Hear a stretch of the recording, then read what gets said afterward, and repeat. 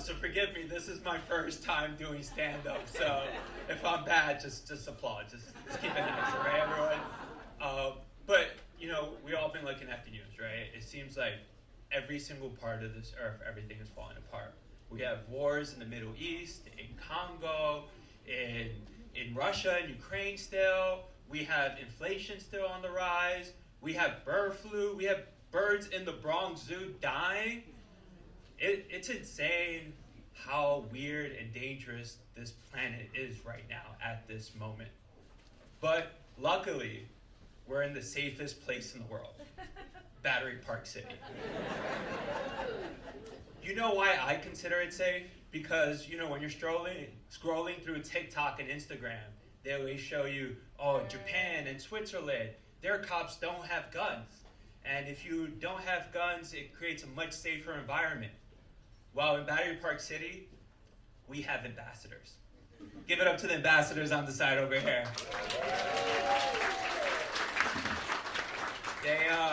They drive around in golf carts, and they're armed with whistles. I see them sometimes looking at those Thai kids and saying, "Don't make me blow this. Don't make me blow this." But no, they're great. They're great. But that's what makes Battery Park City safe. And the reason why Battery Park City is so beautiful, because it's actually an authority. And so it's governed by a people appointed by the governor. And so New York City really doesn't deal with the day-to-day. And maybe that's a good thing, maybe that's a bad thing, but I was thinking about it. I was like, look, when you cross the West Side Highway, you become $9 poor. You have to fend for your life, whether it's an e-bike on the sidewalk, the subways, I'm not going to get into that, Eric Adams' budget cuts, and the NYPD. It's scary out there. So it's better here. And when I say the NYPD being scary, I'm just saying their scores on Candy Crush. Like, you see them on the subway, they're racking up all-time scores. So that's wild. That's scary. But on a more serious note, it's Black History Month, and last year I passed legislation called the Freedom Trail Act. And what this legislation do is cites all the location where downtown and the rest of the city is connected to not only the slave trade, but also to the civil rights movement. So recognizing, thank you.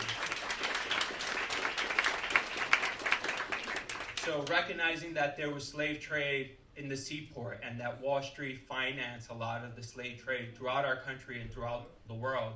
How many people know about Elizabeth Jennings? So Elizabeth Jennings was, almost the first Rosa Parks. They wanted to take her off a trolley in Chatham Square, and she said no, and she was arrested. Or Frederick Douglass, he actually got his freedom in Tribeca at Frederick Douglass Landing. So there's a lot of landmarks that our city, our state, and now our federal government either refuses to show us or are actively trying to erase it. And so we passed legislation to identify all these locations and put markers and statues and everything we need to do to tell America's history, which is also Black history.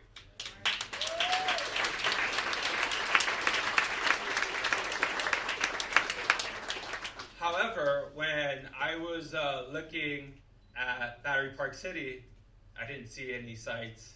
I didn't see any location. Someone said diversity. There's some diversity in Battery Park City, but they're all gone when the nannies take the subway. I'm just kidding.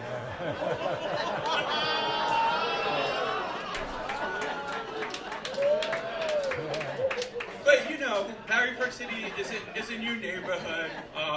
It's only been around for 40 or 50 years, and so this could be a significant part of our history in Battery Park City. So after this event, I'm gonna go put a Post-it note and say NYLaughs Black History Month was here, and for generations they're gonna remember this gathering. So today you're part of history, and that's all I have for you folks. Have a great night.